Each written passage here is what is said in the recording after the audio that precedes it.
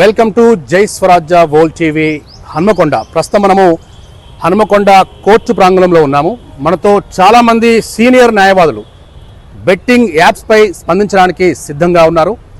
ఈ betting apps సంబంధించి 2 తెలుగు రాష్ట్రాల్లో ఈ మధ్యకాలంలో ఒక వార్తలు ట్రెండింగ్లో ఉన్న ఈ నేపథ్యంలో జై స్వరాజ్య వరల్డ్ టీవీ ప్రత్యేక కవరేజ్ కోసం ఈరోజు మనం హన్మకొండ కోర్టుకి రావడం జరిగింది.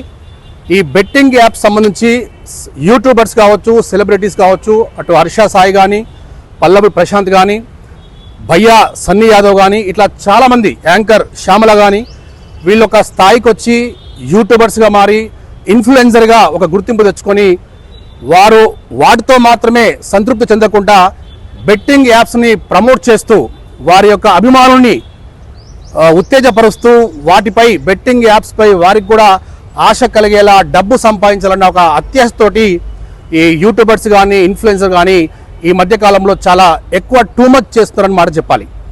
మరి వీరిని ఇష్టపడే అభిమానులు వారు చెప్పేది 100% వాస్తవమే అనుకొని వారి దారిలా గుడ్డిగా ఫాలో అయ్యే ఆస్కారం ఉంటుంది. కాబట్టి దానివల్ల 2 తెలుగు రాష్ట్రాల్లో వందలాది మంది ఈ బెట్టింగ్ యాప్స్ వల్ల తమ ప్రాణాలు కోల్పోయారు.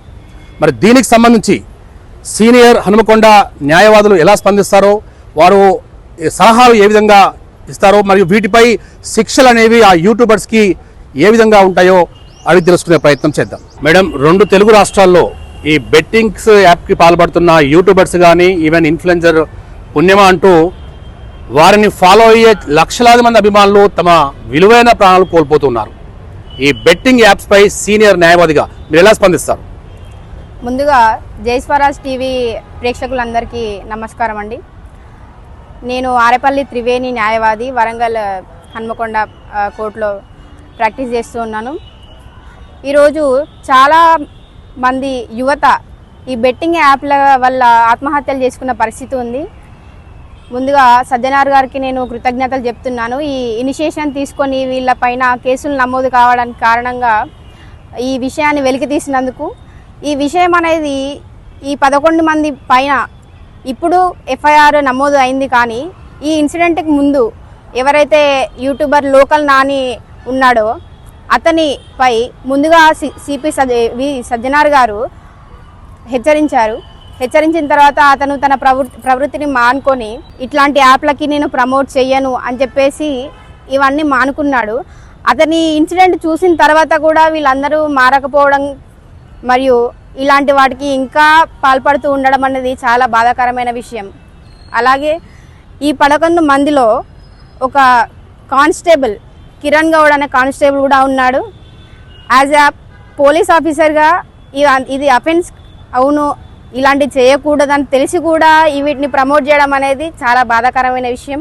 కోర్టు కూడా ఏం చేస్తుంది అంటే ఈ అఫెన్స్ మహా అయితే గేమింగ్ యాక్ట్ కింద ఎఫ్ఐఆర్ నమోదవుతుంది. కానీ ఎంతోమంది యువత వాళ్ళ ప్రాణాలని అర్పించారు వీటి కోసం.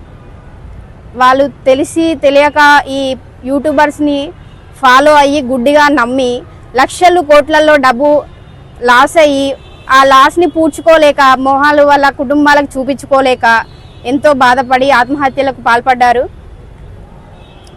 సో నేటి యువతకు ఎవరైతే బెట్టింగ్ యాప్స్కి పాల్పడి తమ ప్రాణాలు కోల్పోతున్నారో, మరి అలాంటి యువతకు మీరు ఏం సందేశం ఇస్తారు?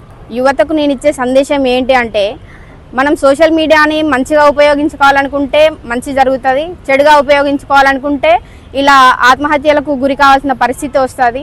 యూట్యూబ్లో మీకు ఎన్నో రకాల ఎడ్యుకేషనల్ యాప్స్, ఎడ్యుకేషనల్ ఛానల్స్ ఉన్నాయి.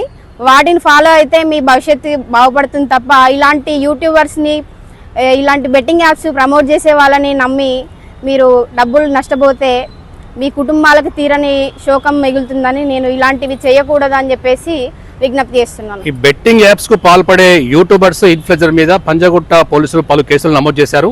మరి వీటిపై శిక్షలు ఏ విధంగా, పనిష్మెంట్ ఏ విధంగా ఉండబోతుంది? ఈ బెట్టింగ్ యాప్స్ పైన నమోదైన ఎఫ్ఐఆర్ అనేది పెద్దగా శిక్ష పడే కేసులు సెక్షన్లు ఏమీ లేవండి. కాకపోతే నా విజ్ఞప్తి ఏంటి అంటే, ఇంతమంది ఆత్మహత్యకు కారణం అయిన ఈ యూట్యూబర్స్ని అబెటర్స్గా చేసి వాళ్ళపైన ఇంకిని సెక్షన్స్ యాడ్ చేసి వాళ్ళని రిమాండ్కి పంపించాలని నా విజ్ఞప్తి. ఎందుకు అంటే ఇట్లాంటి రిమాండ్కి పంపించి వీళ్ళకి శిక్ష పడేలా చేస్తే అయినా మిగతా వాళ్ళు ఇలాంటి ప్రమోట్ చేయకుండా ఉంటారని నా విజ్ఞప్తి.